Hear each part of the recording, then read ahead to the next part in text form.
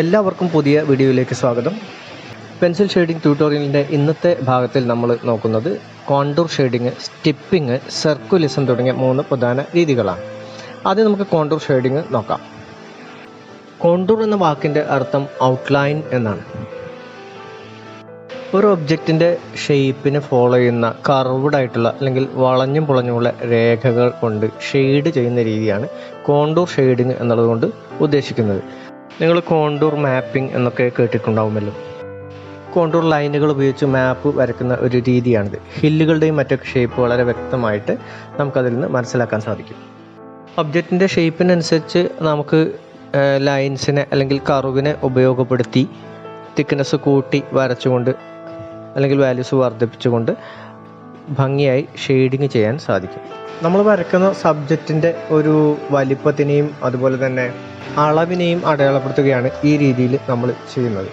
ഈ രീതിയിൽ നമ്മൾ സബ്ജക്റ്റിൻ്റെ ഒരു ഔട്ട്ലൈൻഡ് ഓവറോൾ ഷേപ്പിനാണ് നമ്മൾ പ്രാധാന്യം കൊടുക്കുന്നത്, അതായത് സബ്ജക്റ്റിന്. അല്ലാതെ വളരെ മൈനറായിട്ടുള്ള ഡീറ്റെയിൽസിനല്ല നമ്മൾ പ്രാധാന്യം കൊടുക്കുക. കോണ്ടൂറുകൾ ഉപയോഗിച്ച് തീർച്ചയായും നമുക്കൊരു 3D പെർസ്പെക്റ്റീവ് ഉണ്ടാക്കിയെടുക്കാൻ സാധിക്കും.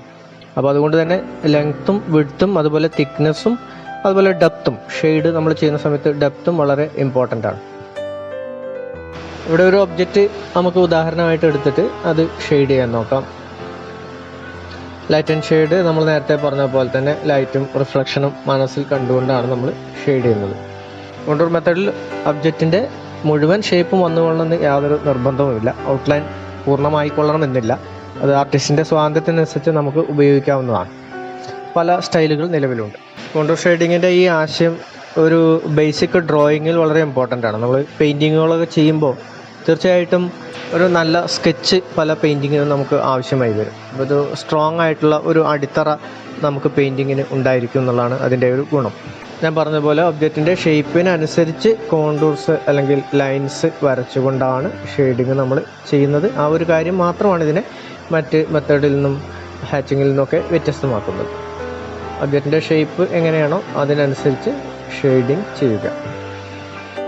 ബൾജ് ചെയ്യുന്ന ഭാഗത്ത് അതിനനുസരിച്ചിട്ട് നമ്മൾ കോണ്ടൂർസ് വരയ്ക്കുക. കർവുകളെ നമ്മൾ തിക്നെസ് കൂട്ടിയും അതുപോലെ തന്നെ വാല്യൂസ് വർദ്ധിപ്പിച്ച് ഷെയ്ഡ് ചെയ്യുന്നതും എങ്ങനെയാണ് എന്നുള്ളതാണ് ഇവിടെ ശ്രദ്ധിക്കുന്നത്. ഷെയ്ഡ് വരുന്ന ആ സ്ഥലങ്ങളിൽ കൂടുതൽ അടുപ്പിച്ച് വാല്യൂസ് വർദ്ധിപ്പിച്ചുകൊണ്ട് ഷെയ്ഡ് കൊടുക്കാം. അതോടൊപ്പം അതിൻ്റെ കാസ്റ്റ് ഷാഡോ നിഴലുകൾ കൂടി വരച്ച് ചേർക്കാം.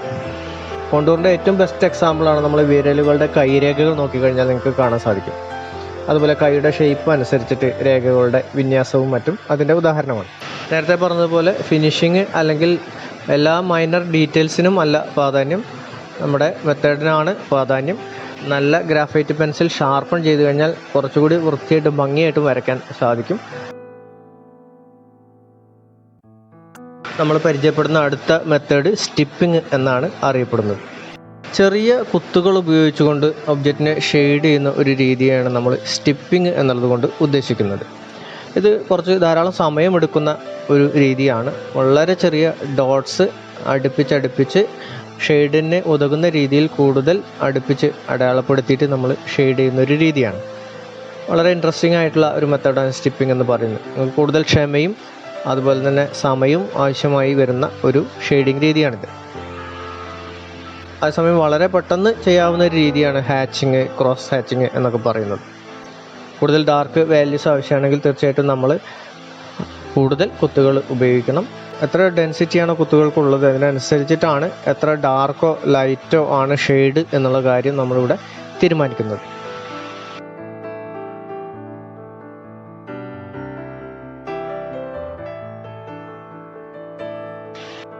ഒരു ഒബ്ജക്റ്റിനെ എടുത്തുകൊണ്ട് നമുക്ക് ഈ കാര്യം പരിശോധിക്കാം.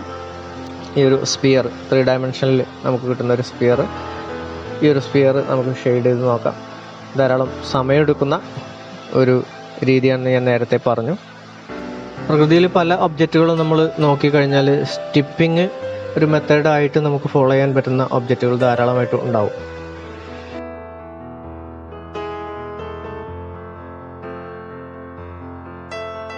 പേന, പെൻസിൽ, ചെറിയ ബ്രഷ്, അങ്ങനെ ഏത് ടൂൾ ഉപയോഗിച്ചിട്ട് നമുക്ക് ഈ മെത്തേഡ് ഫോളോ ചെയ്യാം. ടെലിവിഷനിൽ നമ്മൾ കാണുന്ന പിക്സൽസ് പോലെ എന്ന് വേണമെങ്കിൽ പറയാം.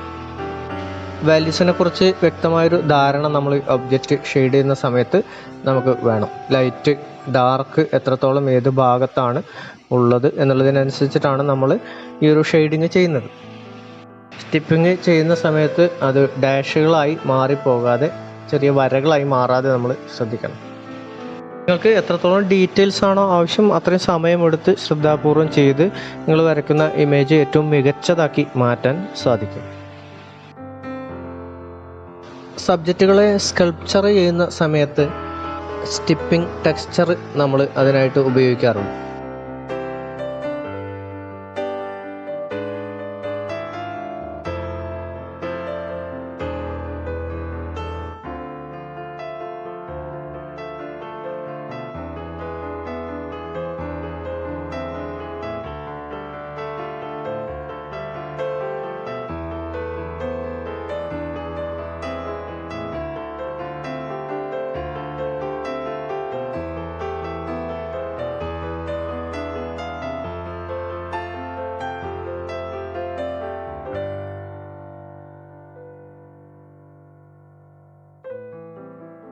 അടുത്തതായി നമുക്ക് സർക്കുലിസം രീതിയിലൂടെ എങ്ങനെയാണ് ഷെയ്ഡിങ് ചെയ്യുന്നത് എന്ന് നോക്കാം.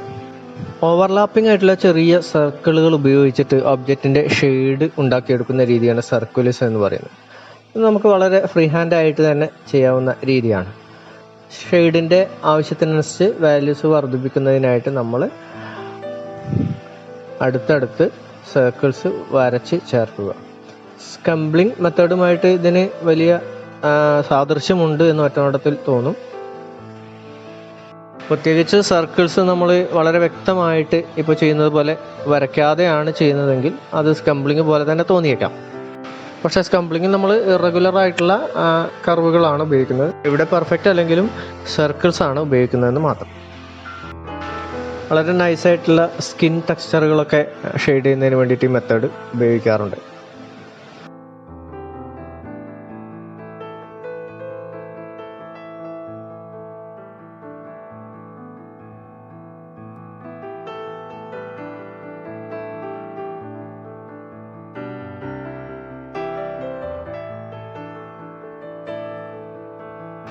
നമുക്കൊരു ഒരു ഒബ്ജക്റ്റ് എങ്ങനെ ഷെയ്ഡ് ചെയ്യാമെന്ന് ഈ രീതിയിൽ പരിശോധിക്കാം. നിങ്ങൾക്കൊരു സ്മൂത്ത് ഷെയ്ഡാണ് വേണ്ടത് എങ്കിൽ ബ്ലെൻഡ് ആയിട്ടുള്ള ഷാർപ്പ് അല്ലാത്ത എഡ്ജുള്ളൊരു പെൻസിലാണ് നിങ്ങൾ ഉപയോഗിക്കേണ്ടത്.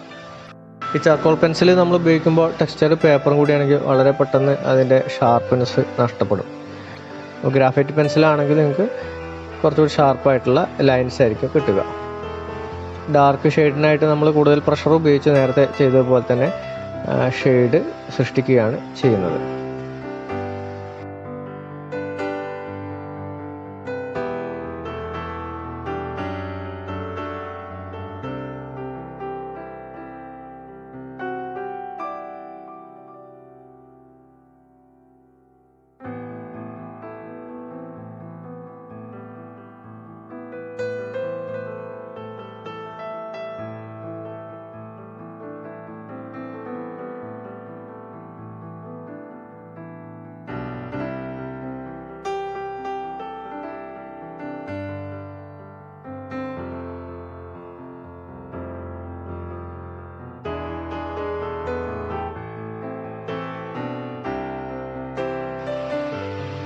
ഒരു കോട്ടൺ ബഡ് ഉപയോഗിച്ചുകൊണ്ട് ഇവിടെ നമുക്ക് ഷെയ്ഡ് ബ്ലെൻഡ് ചെയ്യാം, അല്ലെങ്കിൽ സ്മഡ്ജ് ചെയ്ത് നോക്കാം. ഷെയ്ഡിനെ സ്മൂത്ത് ആക്കുന്നതിന് വേണ്ടിയിട്ടാണ് നമ്മളിത് ചെയ്യുന്നത്. മുൻപത്തെ വീഡിയോയിൽ നമ്മൾ സ്മഡ്ജ് ചെയ്യുന്നതിന് വേണ്ടിയിട്ട് കോട്ടൺ ബഡ് ഉപയോഗിച്ചിരുന്നില്ല, അപ്പോൾ അതുകൂടി ഇവിടെ ചെയ്യുകയാണ്. കുറച്ചുകൂടി ഈസി ആയിട്ട് ബ്ലെൻഡ് ചെയ്യുന്നതിന് വേണ്ടിയിട്ട് കുറച്ചുകൂടി വലിയ ഒരു കോട്ടൺ ബഡ് നിങ്ങൾ ഉപയോഗിച്ചാൽ മതിയാവും.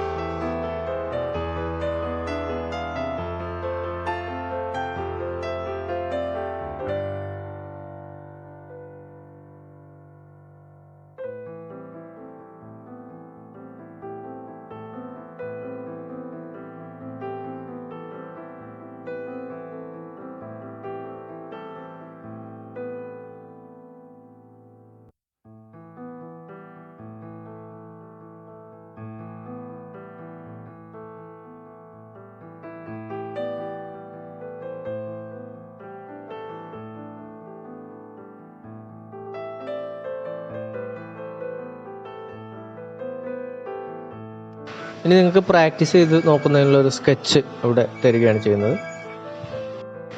ഇനി നമുക്കിവിടെ വരയ്ക്കുന്ന കപ്പിൻ്റെ ഷേപ്പ് ഒന്ന് പരിശോധിച്ചതിന് ശേഷം ലൈറ്റും ഷെയ്ഡും ഒക്കെ മനസ്സിലാക്കിയിട്ട് നിങ്ങൾക്ക് ഒരു പ്രാക്ടീസ് എന്ന രീതിയിൽ ചെയ്ത് നോക്കാവുന്നതാണ്. നമ്മൾ ഒബ്ജക്റ്റ് വരച്ചതിന് ശേഷം ലൈറ്റും ഡാർക്കും ഏരിയാസ് എവിടെയാണെന്ന് മനസ്സിലാക്കി അതിനനുസരിച്ചിട്ടുള്ള ഷെയ്ഡിങ് ഏരിയാസ് നിശ്ചയിക്കുക. അതിനുശേഷം നമ്മൾ നേരത്തെയൊക്കെ ചെയ്തതുപോലെ തന്നെ ഷെയ്ഡ് ചെയ്ത് പരിശീലിക്കുക. പെൻസിൽ ഷെയ്ഡിങ്ങിൻ്റെ മൂന്നാമത്തെ ഭാഗം ഇവിടെ അവസാനിപ്പിക്കുന്നു. ഇനിയും ഇതിൽ ഉൾപ്പെടുത്താത്ത പല മെത്തേഡുകളുമുണ്ട്. നിങ്ങൾക്ക് ഇതുമായി ബന്ധപ്പെട്ട ഏത് സംശയങ്ങളും കമൻറ്റ് ബോക്സിൽ ചോദിക്കാവുന്നതാണ്. തീർച്ചയായിട്ടും മറുപടി പറയാൻ ശ്രദ്ധിക്കാം. അടുത്ത വീഡിയോയിൽ വീണ്ടും കാണാം.